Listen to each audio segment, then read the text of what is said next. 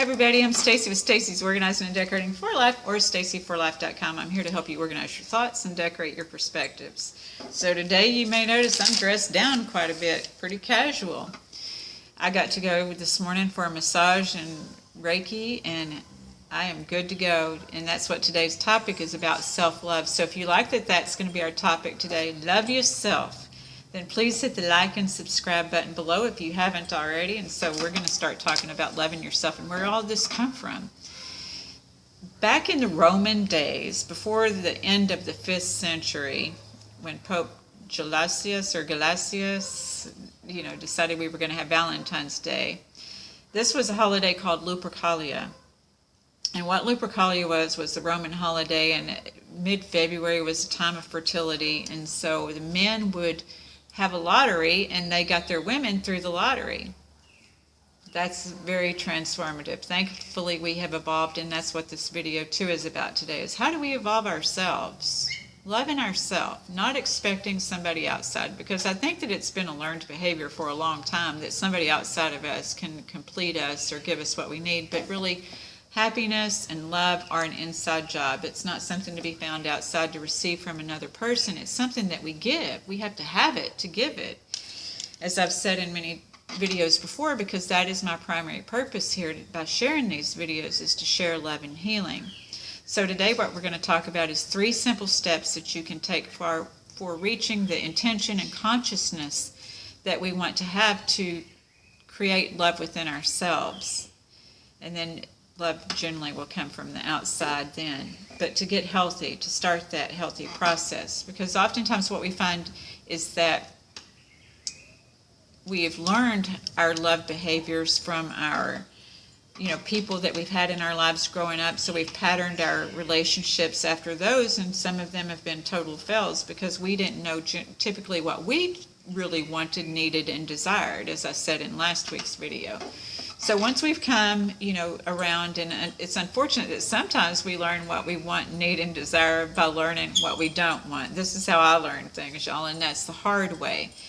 And so what happens is we tend to have this false esteem to where we say, oh, I'm not going to accept this in my life, I'm not going to accept that in my life, and we just build walls up, thinking that they're boundaries and healthy boundaries at that, but they're not healthy boundaries if we haven't examined the what happened, the why we're feeling this way, and how we're going to change things. If we just defaultfully or just, unthoughtfully keep getting into another relationship. Some of us were taught it takes another person to get over a person, so we just compound, and end up backing ourselves into a place where we say, oh, I've got a bad picker, or I'm just not going to do this anymore. So we decide self-love is self-indulgence, and that's not the same. It's not the same thing. Because sometimes self-indulgence can cause us this equally great of pain of loving another person. So we decide maybe I'm not going to love other people. I'm going to spend my money on myself instead of spending my money on people. I'm going to eat, and I do encourage people. Don't get me wrong, because I encourage people, if they can afford it, you take yourself out to eat. Don't wait for somebody to go eat with you, because there's something empowering about being able to feel confident and go and do your own thing. So that's not what I'm talking about, but I'm talking about the pain that comes from when we feel like we're missing something, when we're coming from a place of scarcity, the pain that we have when we go and buy something to make us feel better, when we eat something to make us feel better, when we drink or do drugs to make us feel better. Those are false esteems, because we may trick ourselves in our minds into thinking that we're empowering ourselves, but we're not, because to empower yourself comes from your soul if you want that kind of relationship. And I think that generally we were typically put here to do that. So I would suggest that it's the same amount of pain as a broken heart when you start breaking your body down and breaking your pocketbook down and breaking your health down, and your well-being on all bases. So the first step asks us to look at what happened.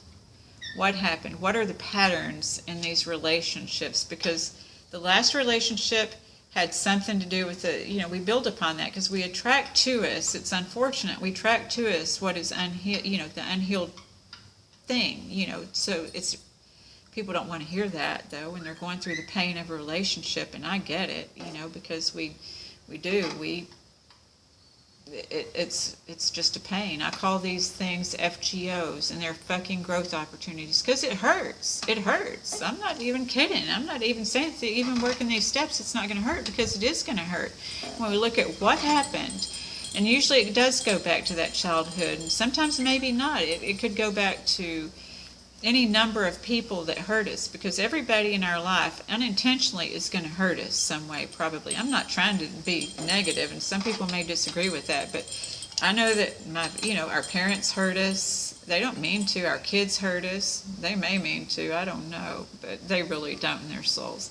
But people hurt us, and sometimes it's intentional and unintentional, but really, are they hurting us? They're not putting their hands on us. Sometimes they are, but it's our feelings that get hurt. So we're going to look at how our feelings are getting hurt, because we can tend to own that stuff that people say or do to us, or we cannot. We can take responsibility for ourselves and not try to take responsibility for them. That's the second step of looking at, why is this hurting me? That's the taking responsibility step. So first we acknowledge, in the first step, what happened. Then the second step is we take responsibility of, how am I feeling about this? What did I do that allowed me to feel unworthy? Why am I feeling unworthy? And sometimes this may take the help of a life coach, a therapist, or a close friend who has been through this stuff, who you trust to, share your stuff with. This isn't something that we just put out there for everybody. I'm not even suggesting that, but you need to have a team, somebody who's supportive, who can love you when you cannot love yourself. I know that that's been the case for me, is that thankfully I had a life coach, I had a sponsor, I had people that could love me when I didn't love myself, and to teach me that self-love, to teach me how to do things. And that's where we're going into the third step, is how. How can I behave differently? Because what happens is when I talked about self-indulgence, sometimes self-indulgence leads to self-sabotaging. So that's the third step, is how can I do something different than what I've done in the past? How can I not overeat? How can I not overindulge? How can I not do this and still love myself? How can I not overspend and still love myself? So we need to do the opposite of what we've done in the past. I have people talk to me, and they may be hurting by somebody, and oftentimes that's a trigger for somebody to drink or use drugs or whatever they do. And so they've asked me, Stacy, after you got clean, I got clean back in 97, they said, did you go back out? And I did not, I can say, but I have worked the steps 5 times. This is the thing, is that I worked the steps before I went back out rather than after I went back out, because I had a sponsor that used to say to me when I was talking to her about a sponsee, but this stuck with me. I was talking to her about a sponsee, and I'm like, well, the steps thing, blah, blah, blah. And we were just, and she said, they can do it now or they can do it later. I do that same thing, with when I'm hurt, when I'm dealing with something that I don't know how to deal with. For me, that's how I have dealt with it, is through ingraining that into my soul, my being. That's the process that I go through, for me. I'm not saying that's the process for everybody. That's why I'm offering y'all three steps here to help you better your growth.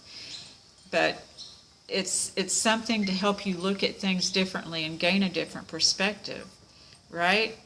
Right. So I think that's pretty much what I've said, is how can I improve? So when she said this, I said, when you get hurt next time, go get your nails done. She liked getting her nails done. Obviously, I don't do that. I get a massage and Reiki.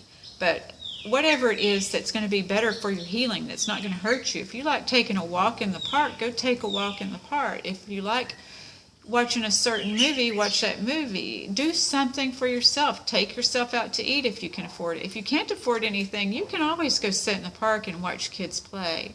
That brings me joy, is to get connected once again with watching the kids and getting connected with the youth and seeing stuff like that. And you have to decide for you what brings you joy. But there's things that can bring you that don't cost money, and then there's things, so it just depends. And if you have any questions about any of this, as always, please feel free to comment below. Email me at stacyreinick@gmail.com. If you'd like to join up for my email list, I'll be doing a blog this month on my webpage, stacyforlife.com. And I also will be doing a bonus video. That's going to be the beauty tips on how our actions affect our beauty and stuff like this. Anyway, you'll see. But as always, I appreciate your encouragement. I appreciate you all, lifting me up. And that's what I want to do here is I hope that through these videos I'm able to help people learn how to lift people up so that we can all just lift people up and focus on those good things and transform and stuff, not be like the old days when people had to tell people what to do and women couldn't pick their people to be fertile and all of that. So nowadays we have choices, and I want to help yourself to make better choices. So again, remember what happened, why am I feeling this way, and how can I behave differently? Okay? So until next week, I hope that you have a fantastic weekend, and I look forward to seeing you next week. I come to you every week by 6 o'clock on YouTube and Facebook, and I also am here by 8 o'clock on Facebook on my page. So until then, have a good one. Be good to yourself. Love yourself.